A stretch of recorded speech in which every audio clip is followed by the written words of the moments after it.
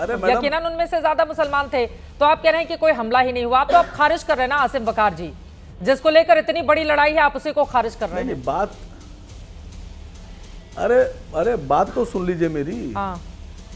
मुझे 47 से पहले 100-200 साल का रिकॉर्ड दे दिए कि कभी कांवड़ में कोई प्रॉब्लम हुई हो, दुकानें बंद कराई गई हो या किसी का धर्म खतरे में पड़ा हो।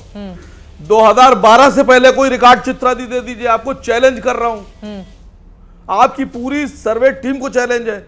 2012 से पहले कोई कांवड़ पे खतरा आया हो, कांवड़ियों पे खतरा आया हो, धर्म खतरे में पड़ा हो, दुकानें बंद कराई गई हो, मुसलमानों की सबीलें ना लगी हो, मुझे दे दिए, मैं मान लूंगा। ये सारा खतरा 2014 के बाद और 2017 के बाद 1000 गुना बढ़ गया हिंदू धर्म पर और कांवड़ियों पर। ये बीजेपी की सरकार आने के बाद खतरा क्यों बढ़ गया? सवाल छोटा सा है, पूछ रहा हूं। दूसरी बात, एक मैंने आज एक ट्वीट किया मैडम, एक खबर थी कोई अखबार की, तो उसमें उसने खबर ये थी कि यूपी के वाराणसी में, वो खबर थी कि यूपी के वाराणसी में गौशाला के नाम पर स्मगलिंग चल रही थी, सप्लाई चल रही थी गौवंश की। तो मैंने पुलिस को बकायदा इंडिकेट किया है, उनको डायरेक्ट किया कि मुझे बताइए क्या ये खबर सही है, और अगर सही है तो किन धाराओं में अपराध FIR की गई है।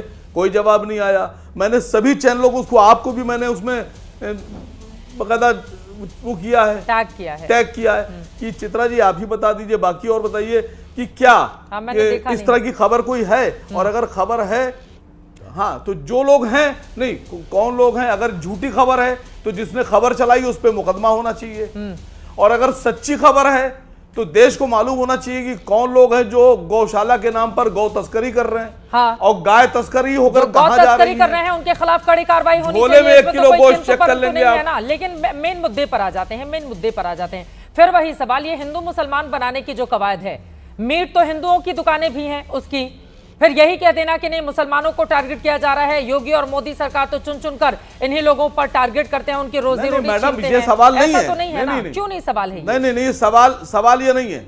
नहीं सवाल ये नहीं है।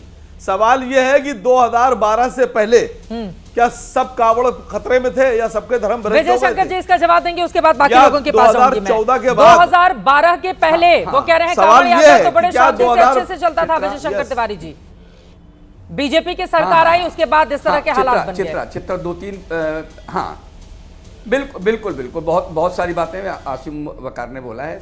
तो कश्मीर 2012 के बाद खाली हुआ है क्या? कश्मीर से हिंदू कब निकाले गए? 2012 के बाद निकाले गए, 2012 से पहले निकाले? एक कैराना सारा का सारा मुस्लिम बाहुल्य हो गया, ये 2012 के बाद हुआ कि 2012 से पहले हुआ? ये पूरा का पूरा सारा नू मेवात है, ये सारा का सारा मुस्लिम बाहुल्य हो गया, ये 2000 पहले से हुआ है, 2012 के बाद हुआ? और दूसरी बात जो 1000 गुना ज़्यादा बात कर दी, अभी आपने गौशाला की बात की, हम कहते हैं जो भी गौवंश के साथ ये कर रहा है वो कौन है ये मायने नहीं रखता है, फिर उसकी सजा जो एक है सबके लिए होनी चाहिए, जो कानूनन है वो सबके लिए होनी चाहिए वो बात। लेकिन आपको ठीक है, बहुत अच्छी बात है, आपने गौशाला की बात की, गौशाला के लिए चिंता भी आपको ही बहुत अच्छा लगा मुझे आपके बकार। लेकिन वक्फ बोर्ड की जमीनों को बंदर मार करके जो गरीबों के लिए रखी हुई थी वो हड़प कर ली गई, उसके विषय में कभी चिंता की है आपने? वो कभी आपने सोचा है?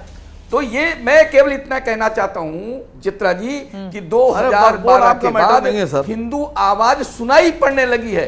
पहले दबाते थे, बोलने नहीं देते थे। अगर आवाज उठती थी तो मीडिया केवल एक होता था, कोई सोशल मीडिया नहीं था। बिना सोशल मीडिया के केवल डीडी न्यूज जो कहता था और वो जो कहलाया जाता था वही बोलता था। हिंदुओं की आवाज नहीं उठती थी। मुंबई से हिंदुओं को किस प्रकार से अपकृत किया जाता, उनकी आकृति को कैसे बिगाड़ा जाता था, ये सब इसी समय में हुआ है ना। 2012 के पहले कोई ठाकुर को कुछ बोल देता था, कोई ब्राह्मण को कुछ बोल देता था, कोई दलित को कुछ बोल देता था, और अलग अलग प्रतिरूप में उनकी प्रतिमा खड़ी की जाती थी।